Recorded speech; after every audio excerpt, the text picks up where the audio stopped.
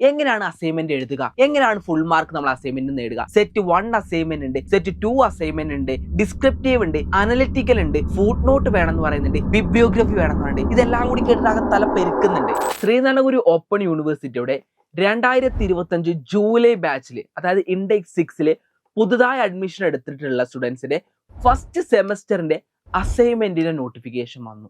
എങ്ങനെയാണ് അസൈൻമെന്റ് എഴുതുക, എങ്ങനെയാണ് ഫുൾ മാർക്ക് നമ്മൾ അസൈൻമെന്റ് നേടുക? എല്ലാവർക്കും ഉള്ള ഒരു സംശയമായിരിക്കും അല്ലേ? അതുപോലെ തന്നെ ഏതൊക്കെ സബ്ജക്ട് നമ്മൾ അസൈൻമെന്റ് എഴുതണം, എത്ര അസൈൻമെന്റ് വെച്ച് എഴുതണം? സെറ്റ് 1 അസൈൻമെന്റ് ഉണ്ട്, സെറ്റ് 2 അസൈൻമെന്റ് ഉണ്ട്, ഡിസ്ക്രിപ്റ്റീവ് ഉണ്ട്, അനലിറ്റിക്കൽ ഉണ്ട്, ഫുട് നോട്ട് വേണമെന്ന് പറയുന്നുണ്ട്, ബിബ്ലിയോഗ്രഫി വേണമെന്ന് പറയുന്നുണ്ട്. ഇതെല്ലാം കൂടി കേട്ടിട്ട് തല പെരുക്കുന്നുണ്ട്. എന്താണ് ചെയ്യേണ്ടതെന്ന് അറിയില്ല. അങ്ങനെയുള്ള ഒരാളാണ് നിങ്ങളെങ്കിൽ നിങ്ങൾക്ക് വേണ്ടിയിട്ടുള്ളതാണ് ഈ ഒരു വീഡിയോ എന്ന് പറയുന്നത്.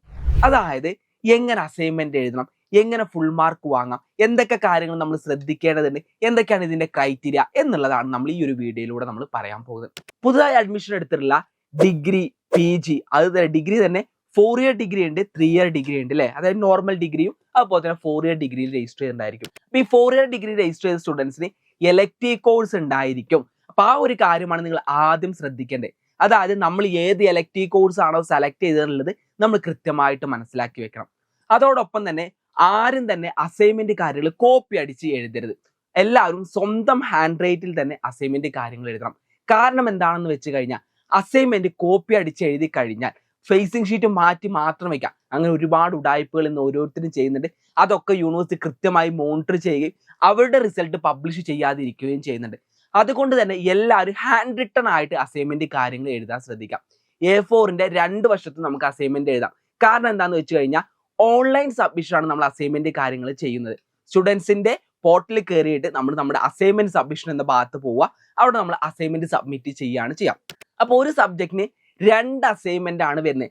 Descriptive assignment that is set 1ഉം അതുപോലെ തന്നെ അനലിറ്റിക്കൽ അസൈൻമെന്റ് സെറ്റ് 2 ആണ് വരുന്നത്. ഡിസ്ക്രിപ്റ്റീവിലാവുന്ന സമയത്ത് ഒരു ടോപ്പിക്കിനെ കുറിച്ച് നമുക്ക് 5 ക്വസ്റ്റ്യൻ തന്നിട്ടുണ്ടാവും. അതിൽ ഏതെങ്കിലും ഒരു ക്വസ്റ്റ്യൻ മാത്രമാണ് നമ്മൾ ഡിസ്ക്രിപ്റ്റീവിൽ അനലൈസ് ചെയ്തതിന്റെ ആൻസർ എഴുതേണ്ടത്. 10 പേജിലാണ് നമുക്ക് അത് ഉണ്ടാവേണ്ടത്. അതായത് ഇൻട്രൊഡക്ഷനും ബോഡി പാരാഗ്രാഫും കൺക്ലൂഷനും അടക്കം 10 പേജ് ഉണ്ടായിരിക്കണം. അതിന്റെ മുന്നിൽ വെക്കുന്ന ഫേസിംഗ് ഷീറ്റും ബിബ്ലിയോഗ്രഫി ഇതിൽ സെപ്പറേറ്റ് ആയിരിക്കണം. ആ രീതിയിലാണ് നമ്മൾ ചെയ്യേണ്ടത്. ഇപ്പൊ സെറ്റ് 1ഉം സെറ്റ് 2ഉം, അതായത് ഒരു സബ്ജക്റ്റിന് 2 അസൈൻമെന്റ്. ഇപ്പൊ 4 സബ്ജക്റ്റ് ഉള്ളവർക്ക് 8 അസൈൻമെന്റ് നിങ്ങൾക്ക് എഴുതാനുണ്ടായിരിക്കും. ഒരു അസൈൻമെന്റ് മാക്സിമം എന്ത് ചെയ്യുക, 10 പേജിൽ ഒതുക്കാൻ ശ്രമിക്കുക.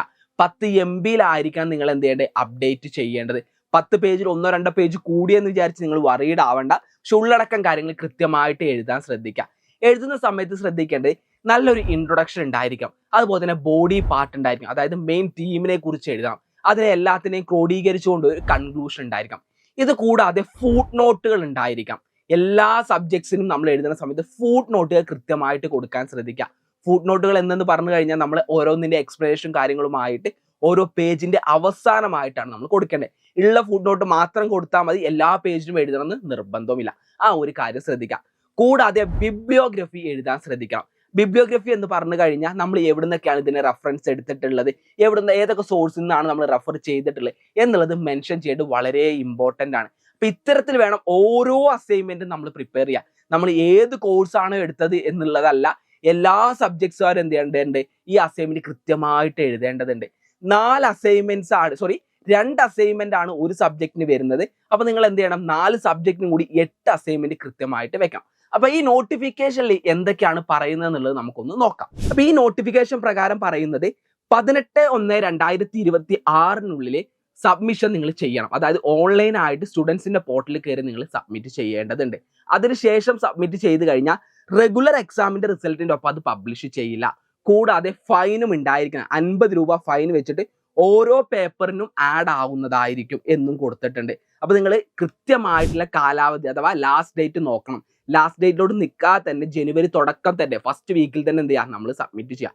ഇപ്പൊ തന്നെ നമുക്ക് പറയുകയാണെന്നുണ്ടെങ്കിൽ ഏകദേശം 40-50 ദിവസത്തോളം നമുക്ക് അസൈൻമെന്റ് എഴുതുന്നതിന് വേണ്ടി സബ്മിറ്റ് ചെയ്യുന്നതിനും ഉണ്ട്. അപ്പോൾ ഏകദേശം 2 ദിവസത്തിനുള്ളിൽ എന്തെങ്കിലും ഈ ക്വസ്റ്റ്യൻസ് കാര്യങ്ങൾ അപ്ഡേറ്റ് ആയി കഴിഞ്ഞാൽ നിങ്ങൾ കൃത്യമായിട്ട് എന്ത് ചെയ്യുക, അതിന്റെ അസൈൻമെന്റ്സ് കാര്യങ്ങൾ എഴുതുക. അപ്പൊ അസൈൻമെന്റ് ഒക്കെ ഡൗട്ട്സുകളൊക്കെ ഉണ്ടെന്നുണ്ടെങ്കിൽ അതിന് വേണ്ടിയിട്ട് നമ്മൾ ടീം നിങ്ങൾക്ക് കോൺടാക്ട് ചെയ്യാവുന്നതാണ്. ഞാൻ എൻ്റെ ടീമിന്റെ നമ്പർ ഇവിടെ താഴെ കൊടുക്കാം, നിങ്ങൾ കോൺടാക്ട് ചെയ്യാൻ മറക്കണ്ട. അപ്പൊ നമുക്ക് ബാക്കി കാര്യങ്ങളിലോട്ട് പോവാം. അപ്പൊ എന്താണ് ഇവിടെ പറയുന്നത് നോക്കും. അതായത് ഈ ഒരു ഇത് പ്രകാരം 4 ഇയർ ഡിഗ്രി പ്രോഗ്രാമുകളാണെന്നുണ്ടെങ്കിലും അതുപോലെ തന്നെ UG പ്രോഗ്രാം ആണ്, PG പ്രോഗ്രാമാണ്, എല്ലാത്തിന്റെ അവസാന ഡേറ്റ് എന്ന് പറഞ്ഞാൽ 18/1/2026. അതിനുള്ളിൽ നിങ്ങൾ അസൈൻമെന്റ് കാര്യങ്ങൾ സബ്മിറ്റ് ചെയ്യേണ്ടതുണ്ട്.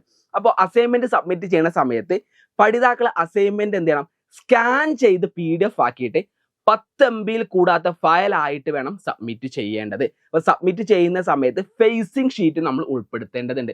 ഫേസിംഗ് ഷീറ്റും കാര്യങ്ങളൊക്കെ നമ്മുടെ കമ്മ്യൂണിറ്റി ഗ്രൂപ്പിൽ നമ്മൾ അപ്ഡേറ്റ് ചെയ്യുന്നതായിരിക്കും. അപ്പോൾ കമ്മ്യൂണിറ്റി ഗ്രൂപ്പിൽ ജോയിൻ ചെയ്യാൻ വേണ്ടി നിങ്ങൾ മറക്കേണ്ട. അതുകൂടാതെ നമുക്ക് SGOയുടെ വെബ്സൈറ്റിൽ നിന്നും ഫേസിംഗ് ഷീറ്റ് കാര്യങ്ങൾ കിട്ടും. ഡിസ്ക്രിപ്റ്റീവ് ക്വസ്റ്റ്യൻ ഒരു ഫേസിംഗ് ഷീറ്റ് ആണ്. സെറ്റ് 1 എന്ന് പറയും. സെറ്റ് 2 എന്ന് പറയുന്നത് അനലിറ്റിക്കൽ ക്വസ്റ്റ്യൻ ആണ്. അത് കൃത്യമായിട്ട് നോക്കിയിട്ട് വേണം നിങ്ങൾ എഴുതേണ്ടത്. അപ്പോൾ കൃത്യമായിട്ട് എന്ത് ചെയ്യണം, നമ്മൾ ആ കാര്യങ്ങൾ നോക്കി അതിൽ അപ്ലോഡ് ചെയ്യണം. അപ്പോൾ നമ്മൾ PDF ആക്കിയിട്ട് PDF രൂപത്തിലായിരിക്കാം നമ്മൾ അപ്ഡേറ്റ് ചെയ്യേണ്ടത്. എല്ലാവരും ഓൺലൈൻ മോഡ് സെലക്ട് ചെയ്യുക. എല്ലാത്തിനും കൺവീനിയന്റ് ആയിട്ടുള്ളത് എന്ന് പറയുന്നത് ഓൺലൈൻ മോഡാണ്. ആരും തന്നെ ഓഫ്ലൈൻ മോഡിലോട്ട് പോകണ്ട. ഓഫ്ലൈൻ മോഡിലോട്ട് പോയി കഴിഞ്ഞാൽ പലതരത്തിലുള്ള പ്രശ്നങ്ങൾ ഉണ്ടാക്കുന്നുണ്ട്. അതുകൊണ്ട് എല്ലാവരും ഓൺലൈൻ മോഡ് തന്നെ ചൂസ് ചെയ്യുക. എന്നിട്ട് അതിന് ഓരോ അസൈൻമെന്റ് കൃത്യമായിട്ട് പേര് കൊടുക്കണം. ഒരു എക്സാമ്പിൾ പറയുക, BComന്റെ ഒരു സബ്ജക്റ്റ് ആണ് ഫൈനാൻഷ്യൽ അക്കൗണ്ടിങ് എന്ന് പറയുന്നത്. ഫൈനാൻഷ്യൽ അക്കൗണ്ടിങ് സെറ്റ് 1 ഡിസ്ക്രിപ്റ്റീവ്, ഇങ്ങനെ പേര് കൊടുത്തിട്ട് വേണം നമ്മൾ അപ്ഡേറ്റ് ചെയ്യാൻ. അതാത് ക്വസ്റ്റ്യൻ നേരെ തന്നെ സെറ്റ് 1 എന്ന് പറയുന്നതോട് തന്നെ എന്ത് ചെയ്യുക, നമ്മൾ അപ്ഡേറ്റ് കാര്യങ്ങൾ ചെയ്യുക. ആ ഒരു കാര്യത്തിൽ തെറ്റ് വരുത്താതെ നിങ്ങൾ ശ്രദ്ധിക്കുക. അപ്പോൾ ഫേസിംഗ് ഷീറ്റ് ഉൾപ്പെടുത്തിയിട്ട് വേണം നിങ്ങൾ എന്ത് ചെയ്യുക, ഓരോ അസൈൻമെന്റും കാര്യങ്ങളൊക്കെ സബ്മിറ്റ് ചെയ്യാൻ. എന്നാൽ ചില സ്റ്റുഡൻസ് ചെയ്യുന്ന ഒരു രീതി കണ്ടിട്ടുണ്ട്, എല്ലാവരും ഒരു അസൈൻമെന്റ് ആയിരിക്കും, ഫേസിംഗ് ഷീറ്റ് മാത്രം മാറ്റിയിട്ട് എന്ത് ചെയ്യുക, അപ്ഡേറ്റ് ചെയ്യുക. അങ്ങനെ ചെയ്ത് കഴിഞ്ഞാൽ നിങ്ങളുടെ റിസൾട്ട് വരികയുമില്ല, കൂടുതൽ പെനാൽറ്റി കാര്യങ്ങളിലോട്ട് നിങ്ങൾക്ക് അത് നയിക്കുകയും ചെയ്യും. ഏകദേശം 2500 രൂപ പ്രോസസ്സിംഗ് ഫീസ് നമ്മൾ എന്ത് ചെയ്യണം, ഇത് വീണ്ടും സബ്മിറ്റ് ചെയ്യാൻ വേണ്ടി നമ്മൾ കൊടുക്കേണ്ടി വരും. അതുകൊണ്ട് തന്നെ ആ കാര്യം കൃത്യമായിട്ട് നിങ്ങൾ നോക്കുക.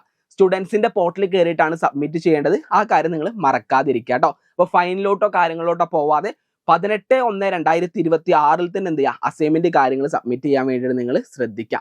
ആ കാര്യം നിങ്ങൾ എന്ത് ചെയ്യുക, ഉറപ്പ് വരുത്തുകയും വേണം സബ്മിറ്റ് ചെയ്യുന്നത്. ഈ സബ്മിറ്റ് ചെയ്ത് കഴിഞ്ഞാൽ നിങ്ങൾക്ക് അവിടെ സബ്മിഷൻ സ്റ്റാറ്റസ് കാണാൻ സാധിക്കും, സബ്മിറ്റഡ് എന്നുള്ളത്. അതോടൊപ്പം തന്നെ ഇതിന്റെ റിസൾട്ട് കാര്യങ്ങൾ പബ്ലിഷ് ചെയ്ത് കഴിഞ്ഞാൽ അസൈൻമെന്റ് മാർക്കിന്റെ അവിടെ നിങ്ങൾക്ക് എന്ത് ചെയ്യാം, ഓരോ സബ്ജക്റ്റിനും കിട്ടിയത് നിങ്ങൾക്ക് മാർക്കും കാണാൻ സാധിക്കും. ഒരു സബ്ജക്റ്റിന് 2 അസൈൻമെന്റ്, അതായത് 30 മാർക്കിനാണ് അസൈൻമെന്റ് വരുന്നത്. സെറ്റ് 1 ഡിസ്ക്രിപ്റ്റീവിന് 15 മാർക്ക്, സെറ്റ് 2 അനലിറ്റിക്കലിന് 15 മാർക്ക്, അങ്ങനെ ടോട്ടൽ 30 മാർക്കാണ് വരുന്നത്. ബാക്കി 70 മാർക്കിനായിരിക്കും നിങ്ങൾക്ക് എന്തുണ്ടാവുക, നിങ്ങൾക്ക് അതിന്റെ തിയറി എക്സാമുകൾ കാര്യങ്ങൾ വരുന്നത്. അതുകൊണ്ട് തന്നെ എന്ത് ചെയ്യണം, ആ കാര്യങ്ങൾ നിങ്ങൾ കൃത്യമായിട്ട് ശ്രദ്ധിക്കേണ്ടതുണ്ട്. ഇത് കൂടാതെ 4 ഇയർ ഡിഗ്രിക്കാർക്ക് എലക്റ്റീവ് കോഴ്സ് ഉണ്ടായിരുന്നു. അതായത് ഇംഗ്ലീഷ് ഫോർ കമ്മ്യൂണിക്കേഷൻ ഒരു കോമൺ കോഴ്സ് ആണ്, historical tourism, computer system and internet technology, legal literacy. അപ്പൊ ഇതിന്റെ ഒക്കെ എന്ത് ചെയ്യണം, 4 ക്രെഡിറ്റ് ഉള്ള കോഴ്സ് ആണ്, നിങ്ങൾക്ക് അറിയാവുന്നതാണ്. അപ്പൊ സെറ്റ് 1ഉം സെറ്റ് 2ന്റെ അസൈൻമെന്റ് 10/10 ആയിരിക്കും. 10 മാർക്ക് വീതമായിരിക്കും ഇതിന് ഉണ്ടാവുക, 100 മാർക്കിലല്ല വരുന്നത്. അതുകൊണ്ട് തന്നെ 10/10 ആയിരിക്കും വരിക. അപ്പൊ ഈ ഒരു കാര്യം ശ്രദ്ധിക്കുക. ഇനി അസൈൻമെന്റ് വെച്ചിട്ടില്ലെങ്കിലും നമുക്ക് എന്ത് ചെയ്യാൻ പറ്റും, പബ്ലിക്കേഷൻ എക്സാം അഥവാ നമ്മുടെ ലാസ്റ്റ് എന്ത് ചെയ്യാൻ പറ്റും, നമുക്ക് ടേമിന്റെ എക്സാമും കാര്യങ്ങളൊക്കെ എഴുതാൻ പറ്റും. പക്ഷെ അതിലൊരു പ്രശ്നമുണ്ട്. എന്താന്ന് വെച്ചാൽ നമ്മൾ ഇനി സപ്ലിമെന്ററിക്കോ കാര്യങ്ങളൊക്കെ പോകുമ്പോൾ അസൈൻമെന്റ് വെക്കാത്തോടത്തോളം നമ്മളുടെ എന്ത് ചെയ്യില്ല, നമുക്ക് അപ്ലൈ ചെയ്യാൻ സാധിക്കില്ല. അതുകൊണ്ട് തന്നെ അസൈൻമെന്റ് സബ്മിഷനിൽ ആരും തന്നെ എന്ത് ചെയ്യുക, വീഴ്ച വരുത്തരുത്. കൃത്യമായിട്ട് അസൈൻമെന്റ്സ് കാര്യങ്ങൾ എന്ത് ചെയ്യുക, സബ്മിറ്റ് ചെയ്യുക. അതോടൊപ്പം തന്നെ റിസൾട്ട് കാര്യങ്ങൾ പോർട്ടലിൽ വരുന്ന സമയത്ത് എന്ത് ചെയ്യുക, നിങ്ങളുടെ ഡാഷ്ബോർഡിൽ കയറിയിട്ട് നോക്കുക. അപ്പോൾ നിങ്ങൾക്കറിയാം, ശ്രീനാരായണ ഗുരു ഓപ്പൺ യൂണിവേഴ്സിറ്റിയുടെ റെക്കോർഡ് ക്ലാസ്സുകൾ, ലൈവ് ക്ലാസ്സുകൾ, മെഗാ ലൈവ് സെഷനുകൾ, ഷോർട്ട് നോട്ട്, അത് 3 ഫേസിൽ. ഫസ്റ്റ് ഫേസിൽ നിങ്ങൾക്ക് ഡീറ്റെയിൽഡ് ആയിട്ട് യൂണിറ്റ് വൈസ്, പിന്നെ എക്സാം പോയിന്റ് ഓഫ് വ്യൂവിൽ, പിന്നെ നിങ്ങൾക്ക് എക്സാമിന്റെ റാപ്പിഡ് റിവിഷന് വേണ്ടി സ്മാർട്ട് മൊഡ്യൂൾ ആയിട്ട് 3 ഫേസിലൂടെ നമ്മൾ ക്ലാസ്സുകളും കാര്യങ്ങളും പ്രൊവൈഡ് ചെയ്യുന്നുണ്ട്. അപ്പോൾ എജു താലമിലൂടെ നിങ്ങൾക്ക് കംപ്ലീറ്റ് പാക്കേജ് പ്രൊവൈഡ് ആണ്. അതിൽ അസൈൻമെന്റ് സപ്പോർട്ടും അതുപോലെ തന്നെ നിങ്ങൾക്ക് വേണ്ടിയുള്ള എല്ലാ സപ്പോർട്ടും, മെന്റൽ സപ്പോർട്ട് അടക്കമുള്ള എല്ലാ ഡീറ്റെയിൽഡ് സപ്പോർട്ടും കൊടുക്കുന്നുണ്ട്. ഇംഗ്ലീഷിലും മലയാളത്തിലുമുള്ള നോട്ടുകൾ, അതും കോംപ്രഹെൻസീവ് ആയി എക്സാം ഫോക്കസ്ഡ് ആയിട്ടുള്ള നോട്ടുകൾ, PYQ സോൾഡ് എല്ലാം നിങ്ങൾക്ക് ഒരു ചെറിയ അഫോർഡബിൾ ഫീസിൽ നിങ്ങൾക്ക് സ്വന്തമാക്കാവുന്നതാണ്. അപ്പോൾ നിങ്ങൾക്ക് അസൈൻമെന്റ് എഴുതുന്നതിന് വേണ്ടിയിട്ടോ മറ്റെന്തെങ്കിലും സംശയങ്ങളോ കാര്യങ്ങളോ ഉണ്ടെന്നുണ്ടെങ്കിൽ താഴെ കാണുന്ന നമ്പറിൽ കോൺടാക്ട് ചെയ്യാൻ മറക്കണ്ട. പിന്നെ ഇതിന്റെ എല്ലാ അപ്ഡേഷൻസ് വരുന്ന നമ്മുടെ കമ്മ്യൂണിറ്റി ചാനലുണ്ട്. കമ്മ്യൂണിറ്റി ചാനലിലെ ലിങ്ക് കൂടി ഞാൻ എന്ത് ചെയ്യാം, കമന്റ് ബോക്സിൽ പിൻ ചെയ്ത് വെക്കാം. അപ്പൊ അതിലും ജോയിൻ ചെയ്യാൻ ശ്രമിക്കുക. അപ്പൊ എല്ലാവരും അസൈൻമെന്റ്സ് കാര്യങ്ങളും നല്ല രീതിയിൽ എഴുതുക. നിങ്ങളുടെ സംശയങ്ങളും ഫുട് നോട്ടിനെ കുറിച്ചോ ബിബ്ലിയോഗ്രഫിനെ കുറിച്ചോ അല്ലെങ്കിൽ ഇനി നിങ്ങൾക്ക് ഡീറ്റെയിൽഡ് ആയിട്ട് എന്തെങ്കിലും കാര്യങ്ങളെ കുറിച്ച് അറിയണമെന്നുണ്ടെങ്കിൽ അതെല്ലാം കാര്യങ്ങളും നിങ്ങൾ കമന്റ് ചെയ്യുക. ഓരോ കാര്യങ്ങളെ കുറിച്ച് നിങ്ങളിലോട്ട് എത്തിക്കുന്നതായിരിക്കും. നിങ്ങൾ പറയുന്ന എല്ലാ സംശയങ്ങളും സോൾവ് ചെയ്തു തരും. അപ്പൊ നിങ്ങൾ കമന്റ് ചെയ്യാൻ മറക്കണ്ട. അതുപോലെ തന്നെ അഡ്മിഷൻ എടുത്ത നിങ്ങളുടെ എല്ലാ കൂട്ടുകാരിലേക്കും ഈ വീഡിയോ ഇപ്പോൾ തന്നെ അയച്ചു കൊടുക്കുക.